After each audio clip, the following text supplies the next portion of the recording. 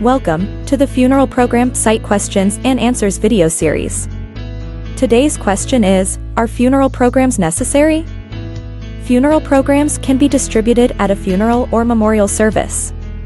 One of the purposes is to help guide family and attendees through the order of service. It is also a way of sharing the highlights of your loved one's life by way of the obituary. Although it is not necessary to have a funeral program, most families choose to create one as a tangible way to remember the final celebration of life.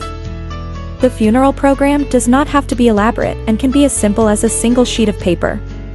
If you choose to create one, or unsure where to start, resources like the Funeral Program site is a good way to view examples of designs, styles, and content.